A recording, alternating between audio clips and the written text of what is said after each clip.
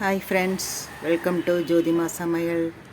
இன்றைக்கி என்ன பார்க்க போகிறோன்னா, எங்கள் ஊரில் கிளைமேட் பாருங்கள் எப்படி இருக்குன்ட்டு. ஒரே மேகமூட்டமாக இருக்கா இல்லை பனிமூட்டமாக இருக்கான்னே தெரியல. காலையிலேருந்து வெயிலே இல்லை,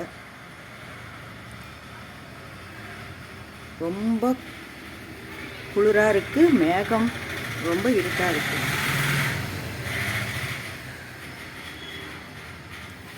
அதனால் என்ன செய்ய போகிறோன்னா, ஈவினிங் இந்த மாதிரி கிளைமேட்டில் ஈவினிங் ஒரு ஸ்நாக்ஸ் செஞ்சு சாப்பிட்டா சூப்பராக இருக்கும்.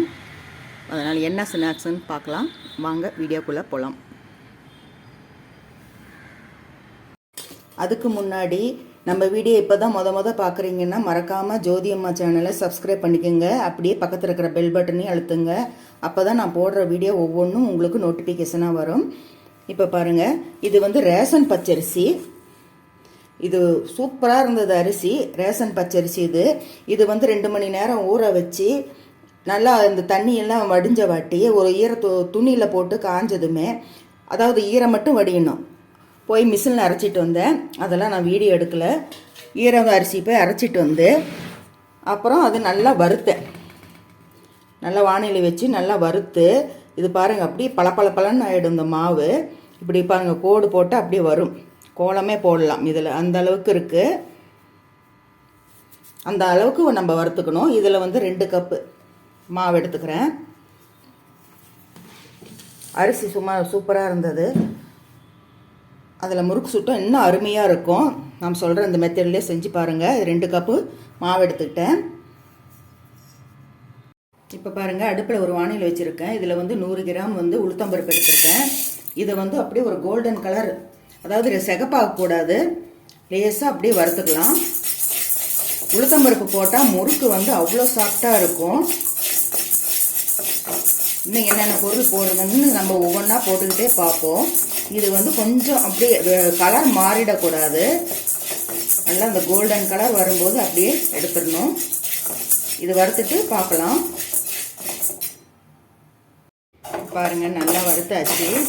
இந்த அளவுக்கு இருந்தால் போதும். இது சூடு ஆறுனதுமே நம்ம மிக்ஸி ஜாரில் போட்டு பொடி பண்ணி எடுத்துக்கலாம். இப்போ பாருங்கள், பொட்டுக்கல்லை நான் மிக்சியில் போட்டு பவுடர் ஆக்கினேன். அது பேப்பரில் சலிச்சிட்டு தான் அதில் போடணும். அதில் போடும்போது இதில் கொஞ்சம் கொட்டிடுச்சு. அது 1 கப் எடுத்துக்கணும். 2 கப்பு அரிசி.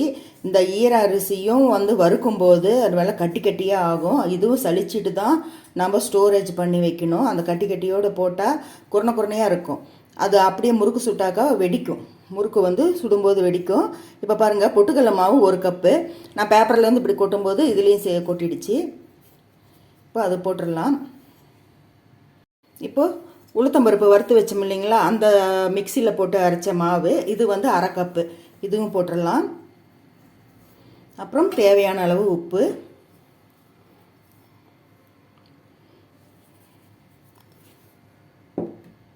போட்டு நல்லா கொஞ்சம் கலந்து விட்டுருங்க. இப்போ பாருங்கள், வெள்ளை எள்ளு தான் எடுத்திருக்கேன். இது நான் 1 ஸ்பூன் போட்டுக்கிறேன். எண்ணெய் 2 ஸ்பூன் எடுத்து வச்சுருக்கேன். இது ஃப்ரிட்ஜில் இருந்தது, ரூம் டெம்பரேச்சரில் இருக்கட்டும், இல்லைன்னா சூடு பண்ணிக்கலான்னு நான் இதில் போட்டு வச்சேன். இதே மெல்ட் ஆகிடுச்சு. இது நம்ம இதில் போட்டுக்கலாம்.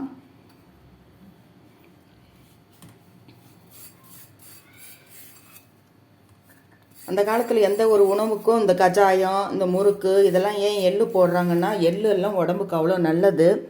அதில் கால்சியம் சத்து இருக்குது. நம்ம முன்னோர்கள் எல்லாம் அதனால தான் இந்த மாதிரி உணவுகள்லாம், இந்த மாதிரி ஸ்நாக்ஸுக்கெல்லாம் இந்த சேர்த்துக்கிட்டாங்க. இப்போல்லாம் நல்லா கலந்து விட்டுக்கலாம். அப்புறமே தண்ணி ஊற்றி கலக்கிக்கலாம். இப்போ எல்லாம் நல்லா கலந்து விட்டாச்சு. இப்போ இந்த வெண்ணெய் போட்டோம் இல்லையா, அதெல்லாம் அப்படியே எல்லாம் மெல்ட் ஆகிடும். இதுலேயே உப்பு எல்லாம் ஒன்றா கலக்கட்டும். அதனால் கொஞ்சம் ட்ரைமாக இப்படி கலந்துட்டு இப்போ தண்ணி ஊற்றி நமக்கு வேணுங்கிற பக்குவத்தில் பெரட்டி வச்சுக்கலாம். ஒரு சப்பாத்தி மாவு பதத்துக்கு நம்ம கலக்கி வச்சுக்கலாம். இது 3/4 கிலோ மாவு இருக்கும். எல்லாம் பெரட்டிட்டு பார்க்கலாம். இப்போ பாருங்கள், இந்த அளவுக்கு பிசைஞ்சு வச்சாச்சு. இந்த அளவுக்கு இருந்தால் தான் புளியறதுக்கு கரெக்டாக இருக்கும். கையில் ஒட்டாமல் வருது பார்த்தீங்களா? இந்த அளவுக்கு இருந்தால் போதும். ஒவ்வொன்றா சுட்டு எடுத்துக்கலாம். இப்போ மாவு இதில் கரெக்டான அளவு போட்டு, நம்ம சின்ன கிச்சன் தான், நம்ம இது தனியாக காமிக்க முடியல. அதனால் கரண்டியில் வச்சு ஒவ்வொன்றா புழிஞ்சி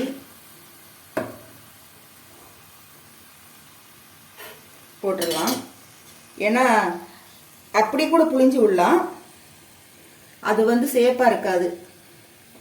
எதுவாக இருந்தாலும் சேஃபாக அழகாக இருந்தால் தான் மக்களுக்கு பிடிக்கும். பாருங்க, இந்த மாதிரி புழிஞ்சி எடுத்துக்கலாம்.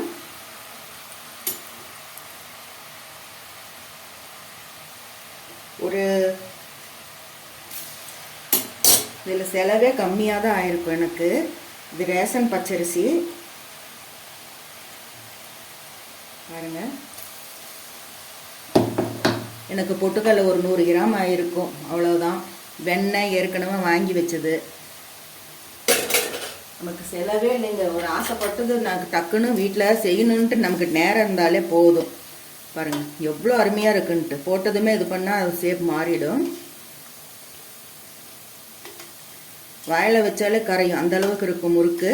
அது சூடாக இருக்கும்போது பாருங்கள் வதக்கத்துக்குன்னு இருக்கிற மாதிரி இருக்கும். ஆறுனதுமே நல்லா முறுமுறுன்னு இருக்கும். ஒரு வாரம்னாலும் கெடுறதில்ல, நல்லா இருக்கும் முறுக்கு. இப்போ இதை கொஞ்சம் வேகட்டும். பாருங்க, திருப்பி விட்டுக்கலாம். அப்படி சாஃப்டாக இருக்கு. நான் இது போட்டதுமே கிண்டுன்னு பாருங்க, அப்படி கொஞ்சம் உடஞ்சிருச்சு. அந்த அளவுக்கு சாஃப்டாக இருக்கு மாவு. கரெக்டான பதத்துக்கு இருக்கு. இதே மெத்தடில் நீங்களும் இந்த மாதிரி செஞ்சு பாருங்க. அப்படி 2 in 1 அப்படியே வரும் பாருங்க. அரிசி கப் மாவு வந்து 2 கப்பு, பொட்டுக்கடலை மாவு 1 கப்பு, உளுந்து வந்து 1/2 கப்பு. அப்படியே மெஷர்மெண்ட் குறைச்சிக்கிட்டே போனீங்கன்னா நீங்கள் எந்த ஒரு டிஷ்ஷாக இருந்தாலும் அது கரெக்டாக வரும். பாருங்க, கொஞ்சம் செவந்துட்டு வருது. அப்படியே 4 நாளாக போட்டு இப்போ பாருங்கள் ஓரளவுக்கு பபுள்ஸ் எல்லாம் அடங்கிடுச்சு. நீங்கள் இந்த பதத்துக்கு நீங்கள் எடுத்தீங்கன்னா கரெக்டாக இருக்கும். இப்போ பார்த்தா கொஞ்சம் ஒயிட்டாக இருக்கிற மாதிரி இருக்கும். ஆறுனதும் அப்படியே கலர் கொஞ்சம் மாறும், கோல்டன் ப்ரௌன் கலர் வந்துடும். எப்படி பவுன் மாதிரி இருக்கு பாருங்க. இப்போ இதை எடுத்துடலாம்.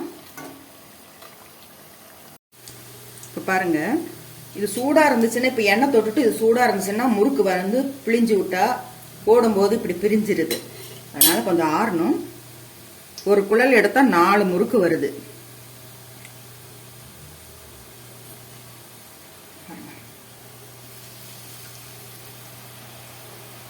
கரண்டி வந்து சூடாக இருக்கக்கூடாது. நம்ம வந்து அந்த எண்ணெய் சூடாக இருக்கு இல்லைங்களா கரண்டியில், அதை அப்படியே முறுக்கு பிழியும் போது பிடிச்சிக்குது. அதனால நான் தனியாக பாருங்கள் இப்போ ஒரு கரண்டி எடுத்திருக்கேன். இது பாருங்கள் போட்டால் பாருங்க அப்படியே விழுந்துருது. அதாவது ஒரு பலகாரம் செய்யறதுன்னா எப்படின்னா ஒவ்வொன்றும் ஒவ்வொரு ட்ரிக்ஸில் தான் இருக்குது. இப்படி தான் நம்ம வந்து கற்றுக்குறோம். எதனால் இப்படி ஆகுது, எதனால் வரமாட்டாங்குது அப்படின்ட்டு. நான் ஃபஸ்ட்டு தடவை எண்ணெய் கொஞ்சம் சூடாக கம்மியாக இருந்ததுனால அது வந்துச்சு கரண்டியில் புழிஞ்சு விடும்போது. 2வது தடவை எண்ணெய் சூடாக இருக்கும், அந்த கரண்டியில் சூடாக இருக்குது, மாவு புழிஞ்சு விட்டால் பிடிச்சிக்குது. அதனால் தனி கரண்டி வச்சு அதில் புழிஞ்சு விட்டு போட்டால் பாருங்கள் அப்படியே விழுந்துருது. எவ்வளோதான். இப்படி தான் நம்ம பாட்டிங்க அம்மாக்கள் எல்லாம் பலகாரம் சுட்டு கற்றுக்கிட்டு இருந்திருப்பாங்க. அவங்கெல்லாம் அப்போல்லாம் எப்படி இந்த மாதிரி யூடியூப் இருந்துச்சா, ஏதாவது இருந்ததா? எது செஞ்சால் எது போட்டால் நமக்கு வந்து பலகாரம் நல்லா வரும்னு இப்படி தான் தெரிஞ்சிருப்பாங்க. நம்ம இப்படி சூடாக எடுத்துட்டு இதுலேயே புழிஞ்சு விடும்போது அடியில் பிடிச்சிக்குது.